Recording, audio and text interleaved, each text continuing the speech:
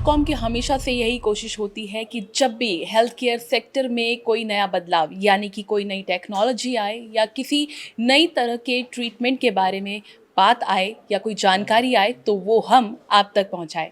और इसलिए आज thehealthsite.com दिल्ली के एक ऐसे हॉस्पिटल में आया है जहां पर टेक्नोलॉजी तो वही नई है, अलग अलग तरह की टेक्नोलॉजी है, लेकिन यहाँ पर आँखों का इलाज आयुर्वेद तरीके से किया जाता है।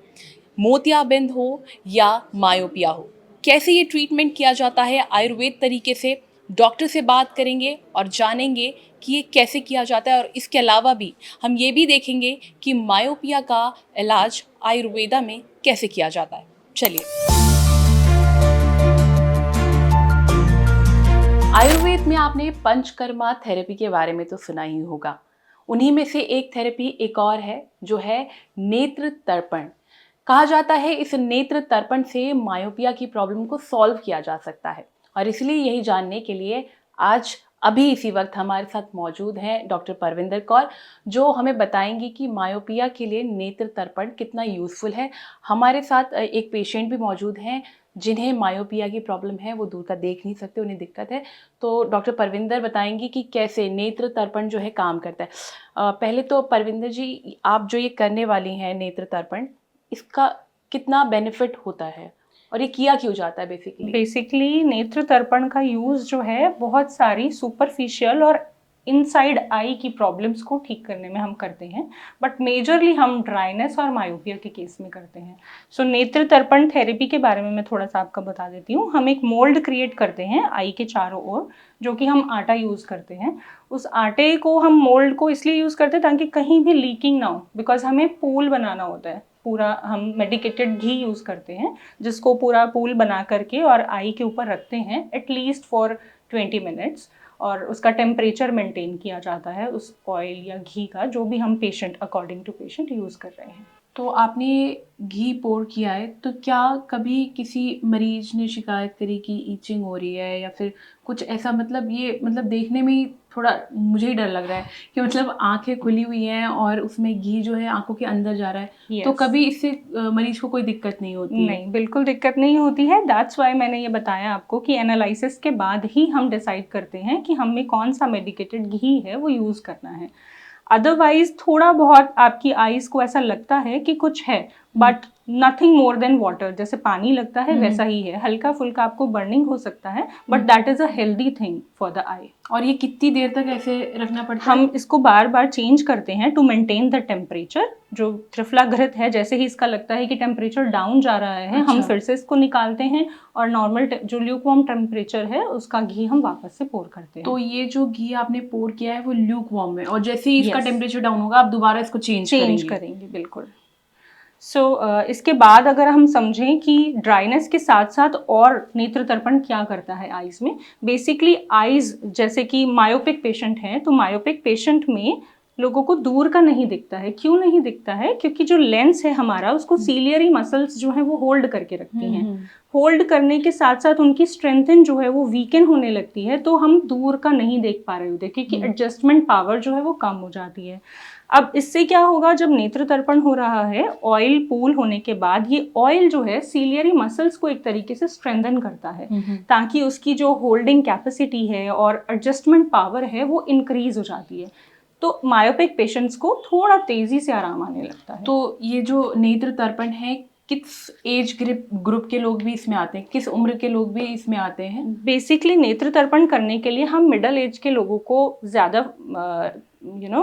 एडवाइस जो है वो मिडल एज के लोगों को किया जाता है, क्योंकि बहुत छोटे बच्चे जो हैं वो इतनी शांति से लेटे नहीं रह पाते हैं। ऑल्दो एडवाइजरी है, बट हम 8 साल से बाद के बच्चों को लेकर के हम इसको 60 इयर्स तक के पेशेंट्स के साथ कर सकते हैं। और ये एक ही बार का प्रोसीजर है कि बार बार के लिए इसको बार बार विजिट करना पड़ता है? Yes, of course. नेत्र तर्पण हमेशा 7 डेज, 14 डेज या 21 डेज इस तरीके से एडवाइजरी रहता है, ताकि जो पेशेंट को है वो रिलीफ मिले। ऑल्दो एक सिटिंग में भी उनको आराम मिलता है, बट कोई ट्रीटमेंट है उसको एक बार कर देने से चीज़ें ठीक नहीं हो जाती हैं। So it is advisory according to the patient's problem कि 7 दिन या 14 दिन या 21 डेज या व्हाट्सोएवर टाइम उसके लिए बेनिफिशियल है। इसके बाद हम पूलिंग जो हो गई है निकालने के बाद हम मोल्ड हटाते हैं और बेसिकली आईज पे हल्के हाथ से आई मसाज देते हैं।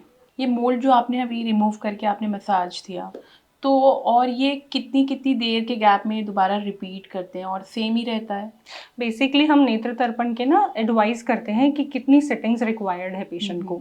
अब मान लीजिए इन पेशेंट को मैंने जैसे 7 सेटिंग्स बोली हैं, बट 7 सेटिंग्स इनके केस में हम अल्टरनेट डेज पे कर रहे हैं अकॉर्डिंग टू द सिचुएशन। तो लगातार भी कर सकते हैं, कॉन्जुगेट 7 डेज भी बोल सकते हैं, पेशेंट को एवरी डे आना होता है। समटाइम्स हम अल्टरनेट डेज भी कराते हैं या फिर हफ्ते में 2 बार या 3 बार रिक्वायर्ड है।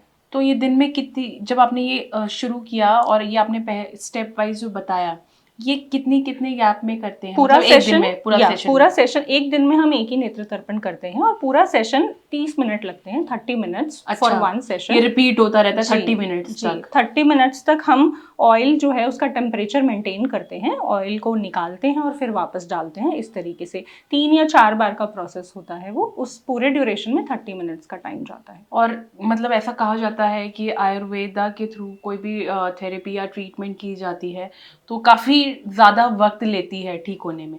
तो इस केस में कितना टाइम लगेगा? मतलब अगर आप एग्जैक्टली हम अगर देखें मायोपिया के केस में ट्रीटमेंट जो हम कर रहे हैं आयुर्वेदा से, मेडिसिन भी हैं हमारी, बट उसके साथ साथ अगर हम नेत्र तर्पण दे रहे हैं तो वो ट्रीटमेंट का जो रिजल्ट है उसको एक्सेलरेट करने के लिए देते हैं ताकि जल्दी से जल्दी पेशेंट रिकवर हो। तो डेफिनेटली स्पीड अप होता ही है ट्रीटमेंट।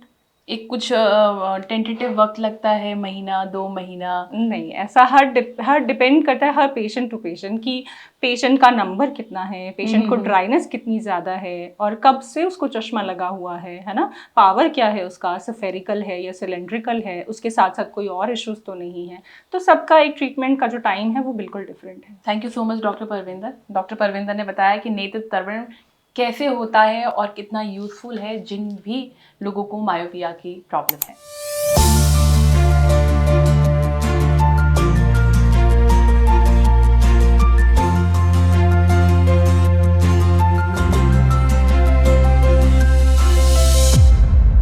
हमारे साथ इस वक्त मौजूद हैं doctor Mandeep Singh Basu, director of Basu I care centre. Doctor Mandeep Singh, ये बताइए कि आयुर्वेदा इतना काफ़ी पहुंचा हुआ है, लेकिन बहुत सारे लोगों को अभी भी आयुर्वेद को लेके डाउट्स हैं, बहुत सारे मिथ्स हैं। लोग आयुर्वेदा पे भरोसा क्यों नहीं कर पाते? जैसे कि आपने हम लोगों ने अभी थोड़ी देर पहले देखा कि आयुर्वेदा तरीके से आंखों का इलाज किस हद तक पॉसिबल है, लेकिन लोग क्यों नहीं इस बात पर यकीन कर पाते? इसमें बहुत सारी चीज़ें हैं। एक तो अगर आप बात करें कि जो आयुर्वेद है, अगर हम रीजनल वाइज भी बात करें तो अगर आप साउथ इंडिया की बात करते हैं तो साउथ इंडिया में आयुर्वेद का बहुत स्कोप है, लोग उस पर मानते भी हैं और लोग उस पर भरोसा भी करते हैं और ट्रीटमेंट भी फर्स्ट प्रायोरिटी आयुर्वेद को ही देते हैं। लेकिन अगर हम रीजनल चेंज की बात करें, अगर हम नॉर्थ इंडिया की साइड आ जाते हैं तो यहाँ पे अभी आयुर्वेद का इतना स्कोप नहीं है। जो बदल रहा है वो धीरे धीरे साउथ से नॉर्थ की तरफ भी आ रहा है, लोग अब स्टार्ट कर दिया है ट्रस्ट करना। लेकिन वो बहुत सालों से ऐसा मिथ जो फैलाया गया, जो धारणा बनाई गई आयुर्वेद को लेके कि आयुर्वेद के साइड इफ़ेक्ट्स बहुत हैं, इसमें हैवी मेटल्स होते हैं, इससे किडनी ख़राब हो जाती है, इससे लिवर में इफ़ेक्ट्स आते हैं। तो वो जो एक मिथ फैलाया गया इतने सालों में, तो धीरे धीरे अब लोग उससे बाहर निकल के आ रहे हैं। और अब आयुष मिनिस्ट्री भी इस पर बहुत अच्छा काम कर रही है। हमारे देश के जो प्रधानमंत्री हैं मोदी जी, वो भी आयुर्वेद को बहुत आगे लेके जा रहे हैं। तो ऐसा नहीं है, जो मिथ और प्रॉब्लम्स थे लोगों को जो समझ नहीं आती थी, अब क्योंकि इतनी नॉलेज मिल रही है थ्रू सोशल मीडिया भी, अब लोगों को ज़्यादा नॉलेज मिलती है आयुर्वेद के बारे में। और बहुत सारी ऐसी बड़ी बड़ी कंपनियां भी हैं आयुर्वेद में जो बहुत अच्छा काम कर रही हैं, तो उससे लोगों का ट्रस्ट बढ़ रहा है। लेकिन हाँ, इंस्टेंट रिजल्ट जो लोगों को चाहिए होता है ना, वो आयुर्वेद से भी वही एक्सपेक्टेशन करते हैं कि हमने दवाई खाई और हमें इंस्टेंट रिजल्ट मिल जाए।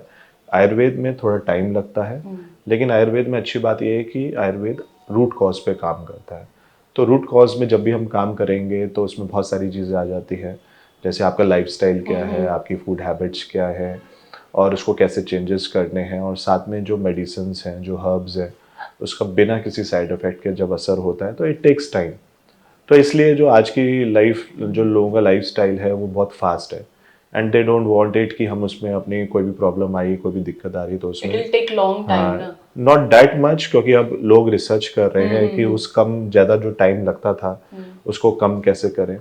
और जो जो हर्ब्स दिए जाते थे कैसे उसको एक्सट्रैक्ट फॉर्म में लेके आए ताकि उसका रिजल्ट जल्दी आए, बहुत सारा रिसर्च भी चल रहा है इसमें। तो अब जो बहुत सारी कंपनियां जो उनकी दवाइयां आ रही हैं उससे बहुत जल्दी रिजल्ट्स भी आ रहे हैं, तो लोगों का अब ट्रस्ट भी बन रहा है और लोग अब परेशान भी हो चुके हैं। इफ़ यू सी कि लोगों को आप कितनी दवाइयों के बारे में रोज पढ़ते हैं कि इसको बैन करा गया, इसको बैन किया, क्योंकि वो इंस्टेंट रिजल्ट तो देती हैं बट साइड इफेक्ट के साइड साथ। इफेक्ट्स होते हैं। तो इसलिए अब धीरे धीरे जो है, जो पहले जो एक तबका था जो जिसको नॉलेज नहीं होती थी मेडिसिन के बारे में, वो आयुर्वेद ले लेता था। लेकिन अब देखिए जो पढ़े लिखे लोग भी हैं वो पूरा स्टडी करते हैं कि उनको कोई प्रॉब्लम होती है और उसके हिसाब से आयुर्वेद से भी इलाज लेते हैं, और उन्हें मालूम है कि इसमें अगर लॉन्ग टर्म तक अगर हम दवाइयाँ लेते भी हैं तो ऐसे बॉडी में कोई ज़्यादा साइड इफेक्ट नहीं आएगा। तो अब चेंज हो रहा है और मुझे लगता है आने वाले कुछ सालों में Ayurveda will be the first priority. तो जैसे कि मोतियाबिंद जो है काफ़ी तेज़ी से अब बढ़ रहा है, जी। तो उसका आयुर्वेद तरीके से कैसे ट्रीटमेंट पॉसिबल है? और जैसे लोग प्रेफर करते हैं, सर्जरी करवाते हैं और उनका बिलीव जो है मॉडर्न टेक्नोलॉजी या मॉडर्न मेडिसिन के थ्रू उसको ट्रीट करना है, आयुर्वेद की तरफ कम ही जाते हैं। तो कैटरेक्ट का इलाज आयुर्वेदा में कैसे किया जा सकता है? देखिए कैटरेक्ट अब नहीं बढ़ रहा है बहुत ज़्यादा, कैटरेक्ट शुरू से ही बहुत ज़्यादा था, ठीक है, लेकिन अब लोगों को धीरे धीरे उसकी नॉलेज होने लगी। अगर आप बात करें जो रूरल एरियाज़ की, तो बहुत सारे लोगों को पता ही नहीं होता उनकी आंखों में मोतियाबिंद बन रहा है। उसके पीछे रीज़न ये था कि एक तो लैक ऑफ डॉक्टर्स। अगर हम एलोपैथ की भी बात करें तो जो पॉपुलेशन है हमारे हिंदुस्तान की उसके हिसाब से जो सर्जरी करने वाले डॉक्टर्स हैं, जो एलोपैथिक आई स्पेशलिस्ट हैं, ऑप्थेल्मोलॉजिस्ट हैं, वो बहुत कम है उस मात्रा में।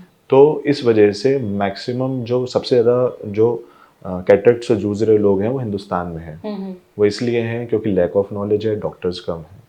और बात करते हैं सर्जरी की, अगर हम बात करते हैं तो अगर आपके आँखों के अलावा आपके शरीर में कोई बीमारी नहीं है, जैसे डायबिटीज़, ब्लड प्रेशर या और बहुत सारी बीमारियाँ हैं, अगर वो नहीं है तो ही सर्जरी सक्सेसफुल है।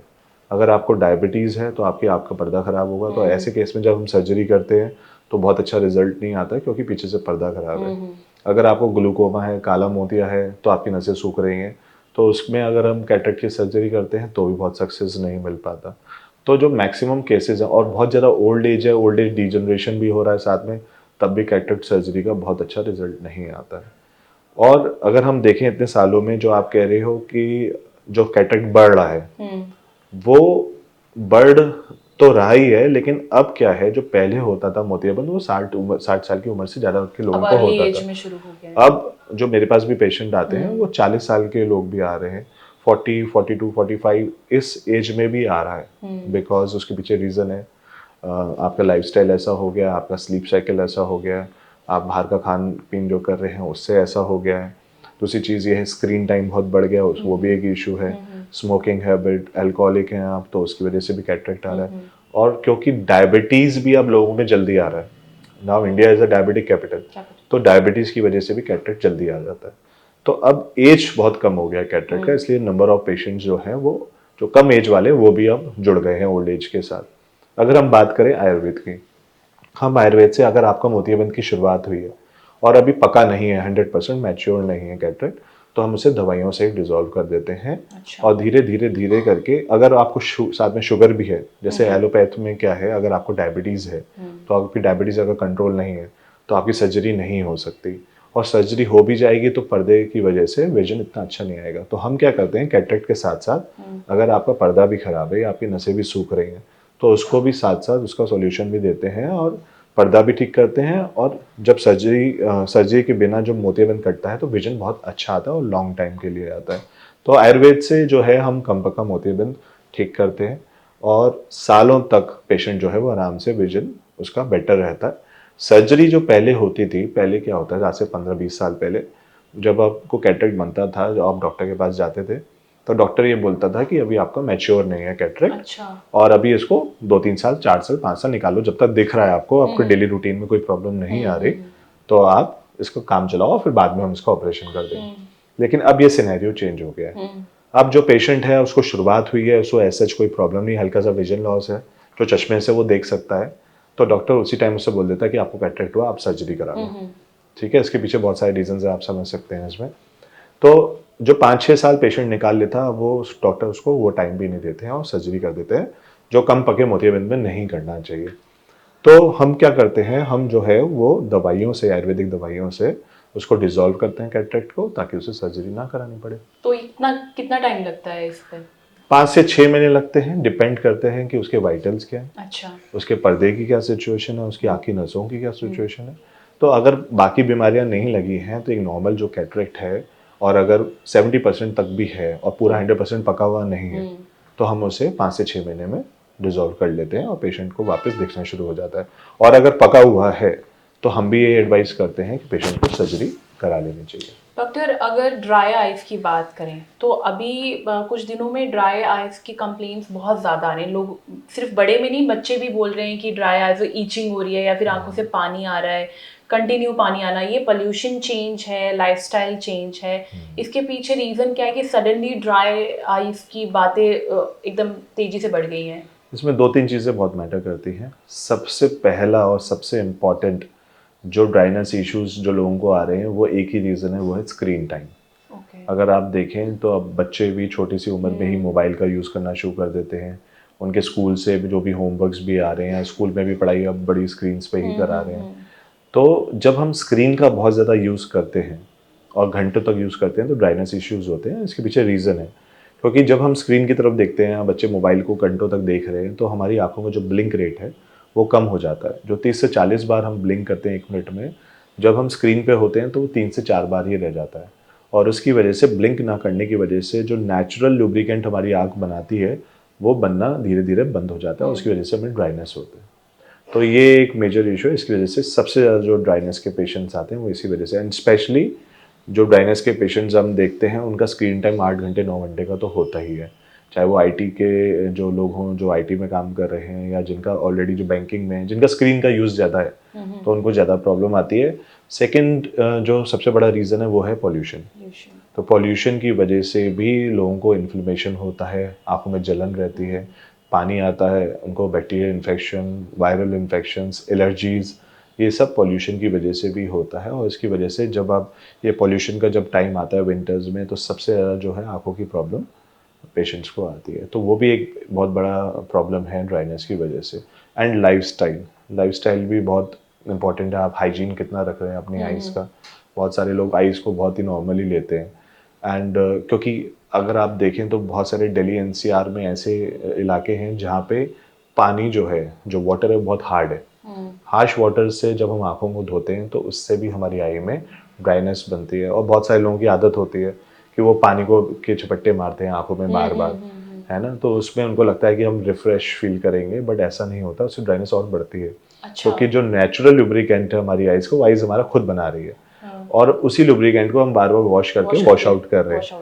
तो उस टाइम तो 5 मिनट के लिए हमें बहुत अच्छा लगता है, लेकिन उसके बाद आइज़ हमारी बहुत तेज़ी से ड्राई भी हो जाती है। नहीं, जब कहते हैं कि आँख में कुछ चला जाए, कुछ भी हल्का सा चला जाता है, तो यही कहा जाता है कि आँख में छींटे मार के निकल जाएगा। वो तो एक ऐसा है कि कुछ पड़ गया तो हमें उसे निकालना तो पड़ेगा। उसमें भी मैं तो यही एडवाइस करूंगा कि आपकी आँख में कुछ पड़ गया है तो आप इंस्टेंट तो थोड़ा सा पानी डालें, और अगर आपको उसके बाद भी लगता है कि नहीं निकल रहा है तो आप तुरंत डॉक्टर के पास जाइए। क्योंकि मैंने देखा है बहुत सारे पेशेंट्स यहाँ पे आते हैं जो इस वजह से मेडिकल स्टोर में कुछ पड़ गया और मेडिकल स्टोर में जाके कोई दवाई ले ली। कई बार जो फॉरेन पार्टिकल होता है वो आँख में जाके चिपक जाता है और हमें पता नहीं लगता, लेकिन वो इरिटेट कर रहा होता है, तो हमें लगता है कि वो निकल गया है तो दवाई डालेंगे थोड़े दिन में आराम हो जाएगा, लेकिन लंबे टाइम तक फॉरेन जो पार्टिकल है वो अगर रहता है तो उससे हमारे कॉर्निया पे अल्सर हो सकता है। और बहुत सारे बच्चे, लड़के मैं देखता हूँ जो आते हैं वो सफ़ेद हो जाता है उनका कॉर्निया, क्योंकि वो सही टाइम पे उसका ट्रीटमेंट नहीं करते।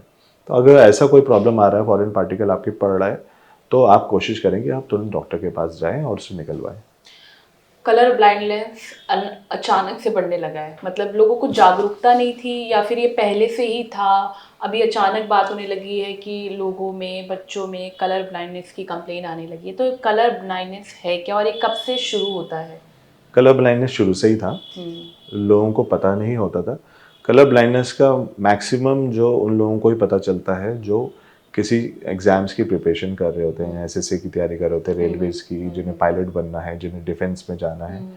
तो जब वो अपना सब चीज़ें एग्ज़ाम्स पास कर लेते हैं और मेडिकल में जाते हैं तो अब उनको पता चलता है कि आप कलर ब्लाइंड हैं, और कलर ब्लाइंडनेस की वजह से उनका जो है वो फेल हो जाते हैं और उनका अच्छा। जो भी फ्यूचर है वो ख़राब हो जाता है, हाँ हाँ। क्योंकि वो बहुत टाइम से तैयारी कर रहे होते हैं। तो मैं तो यही बोलता हूँ कि हर बच्चा जो भी तैयारी कर रहा है किसी भी एग्ज़ाम्स की, वो सबसे पहले जाके अपने मेडिकल करा ले। तो कुछ सिम्टम्स होते हैं इसके अर्ली में पता चल कलर्स, जाते हैं? बेसिकली कलर्स देखने में परेशानी होती है। एक आम इंसान को नहीं पता चल पाता कि वो कलर ब्लाइंड है जब तक उसका टेस्ट नहीं होता, क्योंकि उसको यही लगता रहता है कि सब ऐसे ही देखते हैं। अच्छा। अगर आपको पता ही नहीं है बीमारी के बारे में तो आपको लगेगा कि सभी ऐसे देखते होंगे, है ना। तब हम जब उनको इशाराज बुक होती है उसमें हम चार्ट्स पढ़ाते हैं, रेड एंड ग्रीन जो मेन कलर्स होते हैं, तो जब उनको वो रेड और ग्रीन कलर्स देखने में परेशान होते हैं, जो नंबर्स नहीं बता पाते, अच्छा। तो तब पता चलता है कि वो कलर ब्लाइंड है। और कलर ब्लाइंडनेस आज से नहीं है, शुरू से ही है। लेकिन और अभी बात अचानक से शुरू होने लगी है। जी, क्योंकि अभी क्या है कि अब ड्राइविंग लाइसेंस के लिए भी कलर ब्लाइंडनेस का टेस्ट होना शुरू हो गया है। अच्छा, ओ, हाँ जी, और उसका उससे क्या लिंक है? क्योंकि जब हम light street Light lights street, देखते हैं हाँ। और जब हम रेड लाइट और ग्रीन ग्रीन लाइट लाइट देखते पे, हैं, हाँ। तो फिर उसमें बहुत सारे जो लोग होते हैं वो उसमें कंफ्यूज हो जाते हैं और वो क्रॉस कर लेते हैं। तो अब ड्राइविंग लाइसेंस के लिए कंपल्शन हो गया है आपको कलर ब्लाइंडनेस टेस्ट करना, इसलिए जैसे ज़्यादा लोगों को पता चलना शुरू हो गया कि वो कलर ब्लाइंड है। तो ये है। और बाकी बात करें उसके ट्रीटमेंट की, तो आयुर्वेद से हम कलर ब्लाइंडनेस भी ठीक करते हैं। हमारा जो पास जो पेशेंट आते हैं 70% ऑफ द पेशेंट्स जो हैं जो कलर ब्लाइंड थे और उनको ठीक किया है, और आज वो बहुत अच्छी अच्छी जगहों पे या बहुत अच्छी अच्छी पोस्ट पे जॉब भी कर रहे हैं।